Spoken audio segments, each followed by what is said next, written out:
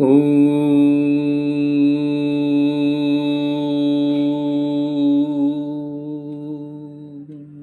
जटिने दण्डीनि नित्यं लम्बोदरशरीरिणे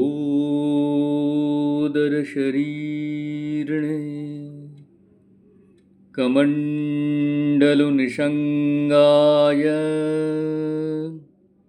तस्मै ब्रह्मात्मने नमः।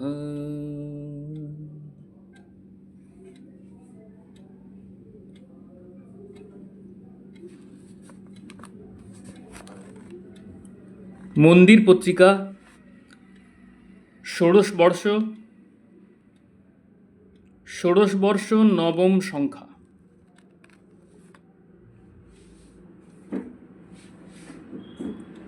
কাশীতে শ্রী শ্রী বিজয়কৃষ্ণ মঠ।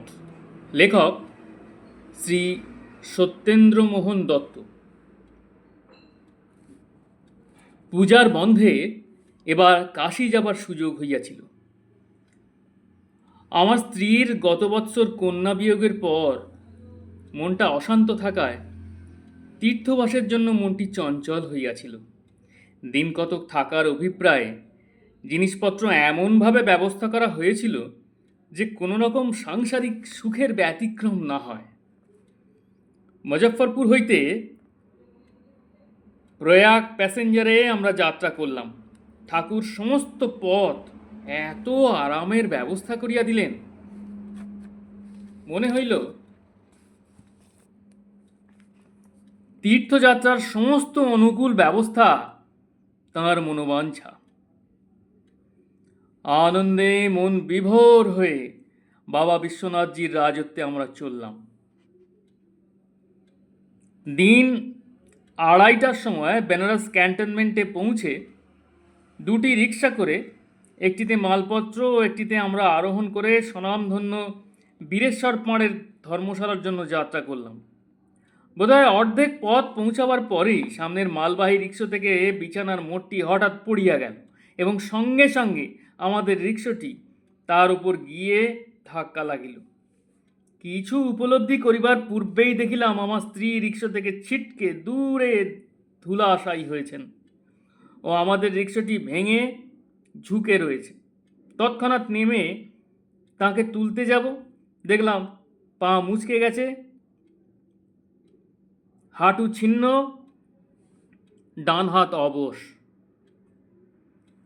চতুর্দিক থেকে লোকজন এসে গেল, বরফ জল মাথায় দেওয়া হলো। প্রায় 10 মিনিট পরে জ্ঞান সঞ্চার হলো। ভাবলাম, ঠাকুর এ কি করলে? আমি তো শখ করে বেড়াতে আসিনি। তখনই আবার ভাবলাম, মনে অহংকার হয়েছিল।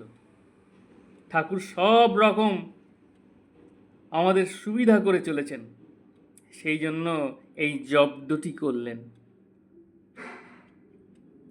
অন্য রিক্সাতে তুলে পাঁড়েজির ধর্মশালাতে পৌঁছেই কর্তৃপক্ষ আমাদের একটি ঘর দিলেন। সেখানে আঘাতগুলি সেবা করা হইল ও আমরা বিশ্রাম করিতে থাকিলাম। আমার স্ত্রীকে সেই ঘরে শুইয়ে বাবা বিশ্বনাথকে দর্শন করতে চললাম। অনুযোগ করলাম, এই রকম করতে হয়। একদিন পরে শ্রী শ্রী বিজয়কৃষ্ণ মঠের জন্য যাত্রা করিলাম। পথও জানি না, কোনখানে আশ্রম তাও জানি না, রিক্সাওয়ালাও ঠিক চেনে না। যা হোক, একটি পথিক বললেন এই পথে। অনেক দূর যাবার পর রিক্সা দাঁড় করালাম। ভাবলাম জিজ্ঞাসা করি আশ্রমটি কোথায়। আশ্চর্য গোসাইজির কৃপা, গাড়িটি দাঁড়িয়েছে ঠিক আশ্রমের দরজার সম্মুখে। নেমে ভেতরে গেলাম। কাউকে তো চিনি না, এইটুকু জানা এটি আমাদের নিজস্ব স্থান, গোসাইজির মন্দির। কিন্তু আশ্চর্য, দুটি সন্ন্যাসী, গোবিন্দ মহারাজ ও যোগানন্দ মহারাজ ও আশ্রমের ট্রাস্টি শ্রী ডাক্তার বন্দ্যোপাধ্যায় মহাশয় আমাদের এমনভাবে অভ্যর্থনা করলেন যেন কত দিনের চেনা। কি মুখের হাসি হাসি ভাব! চমৎকৃত হলাম। পরিচয় হলো। ডাক্তার বন্দ্যোপাধ্যায় মহাশয় আমাদের মন্দিরটি দেখাবার জন্য চললেন। গেটের ভেতর পা দেওয়ার পর থেকেই যেন মনে হলো কি পবিত্র শান্তিময় স্থান। ধন্য দরবেশজি মহারাজ, কি জিনিসই করেছ। শাহজাহানের প্রেমের উন্মেষে তৈরি হয়েছিল আগ্রার তাজ। তার ইচ্ছা ছিল যমুনার এদিকে শ্বেতপাথরের সৌধে থাকবেন মমতাজ সম্রাজ্ঞীর সমাধি, ও যমুনার অপর পারে থাকবে কালো পাথরের সৌধে সম্রাটের সমাধি, ও যমুনার উপর দুই সৌধকে যোগ করে থাকবে এক সেতু। আর এক রকমের প্রেমের ও ভক্তির অভিনব প্রকাশ দেখলাম এই আশ্রমে। জমি হইতে 4 ফিট উচ্চে একটি শ্বেতপাথরের মন্দির,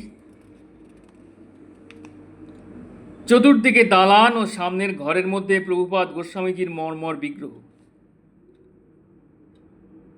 সাক্ষাৎ ভগবান আসীন, যেন মনে হচ্ছে এই কথা বলছেন। চতুর্দিকে দেওয়ালে গীতার সার উক্তি,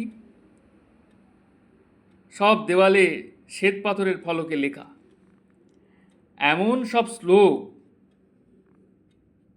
যে সকলেই তা পড়ে মনে বল ও শান্তি পায়। মন্দির প্রদক্ষিণ করে নিচে পাতালের দিকে একটি সোপান, ঠিক গোসাইজির বিগ্রহের নিচের তলায় তার ভক্ত, সেবক ও শিষ্য শ্রী দরবেশজির সমাধি। গুরুর আসনের তলায় তার শিষ্যের পার্থিব শরীর সমাধিস্থ। ধন্য দরবেশজি মহারাজ, তোমার প্রেম কি ভাষাতেই ফুটিয়ে তুলেছ। গুরুর পায়ের তলায় তোমার আসন।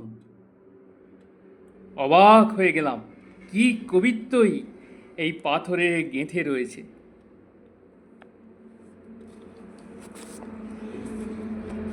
তারপর গেলাম মা ঠাকুরুনের সঙ্গে দেখা করতে। ক্ষীণকায়া বর্ষীয়সী নারী, যোগ্য পুরুষের কর্মের ও ধর্মের সাথী। দরবেশজির প্রজ্বলিত দ্বীপটি এখনো জ্বালিয়ে বসে আছো। কি মধুর অভ্যর্থনা! অল্প কথালাপ, কিন্তু মনে হলো কত বাণী ঢেলে চলেছেন। প্রসাদ দিলেন, প্রণাম করে নেমে এলাম। এমন সময় সন্ধ্যা আরতির ব্যবস্থা হচ্ছিল। দাঁড়িয়ে গেলাম। খোল, ঘড়ি, ঘণ্টা, খঞ্জনি, শঙ্খধ্বনির সঙ্গে আরতি আরম্ভ হলো। সব মিশ্রিত শব্দ মিলিয়ে শব্দ হতে লাগলো, ওগো নাম, ওগো নাম, নাম নামই নামদাতা। সকলের যেন একত্রে সমাবেশ। অর্ঘ্য দিলাম সকলের অলক্ষ্যে, চক্ষুর অশ্রুতে। মনে শান্তি এলো, হৃদয়ের ব্যথা ঘুচল। কি অপূর্ব সৃষ্টি করে গেছো দরবেশজি মহারাজ। তারপর 2-3 দিন সেখানে আকৃষ্ট হয়ে যেতে লাগলাম। যতই দেখি ততই মন স্তব্ধ হয়ে যায়। পরিচ্ছন্নতার দিক দিয়ে স্থানে স্থানে লেখা আছে, এখানে থুতু ফেলিবেন না। মনে হলো এত পবিত্র স্থান যে যেখানেই হোক আপনি আহার নিয়ে বসতে পারেন। ডাক্তার বন্দ্যোপাধ্যায় মহাশয় এখানকার অন্যতম ট্রাস্টি। দরবেশজি মহারাজ যুদ্ধের সময় কলকাতা থেকে বেনারসে আনেন ও এইখানেই ডাক্তারি ব্যবসায় করতে বলেন। মহাষ্টমীর দিন সেখানে মা ঠাকুরুন নিমন্ত্রণ করলেন। গোসাইজিকে ভোগ দেওয়া হবে প্রসাদ পাওয়ার জন্য। আমরা 50 জন আন্দাজ ঠিক ঘড়ি ধরে 12টায় খেতে বসলাম। আহার দেখে মনে হলো রাজার আহার। কি সুন্দর, কি পবিত্র! ওই শ্বেত অন্ন শীঘ্র দেখি না, কি মিষ্টি প্রসাদ। কোনো আড়ম্বর নেই, কিন্তু প্রেম যেন 16 কলায় পূর্ণ। আমার মনে হলো এটি আশ্রম নয়, এটি ভগবানের দরবার। যেখানে বিগ্রহ স্থাপন হয়েছে সেটি এখন দেবালয় হয়ে গেছে ও দেবতার পূজার জন্য এখানে অর্থকে আসতেই হবে। সকল গোসাইগণকে বলি, দরবেশজি যে মশাল জেলে গেছেন সেটি আমাদের সকলকে জ্বালিয়ে রাখতে হবে। দরবেশজি মহারাজের কাছে একবার আমার কিছু সমস্যার মীমাংসা করতে প্রার্থী হয়েছিলাম। বিধি দিলেন, নামেই তোমার শক্তি স্ফুরণ হোক। তারপর অনেক লেখবার আছে। মাকে প্রণাম করে এলাম। বললেন, আর থেকো না, বাড়ি চলে যাও।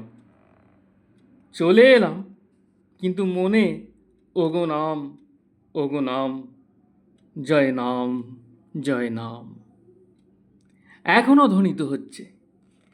গোসাই দরবারে প্রণাম।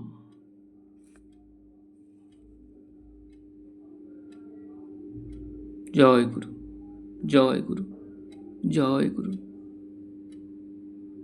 প্রণাম।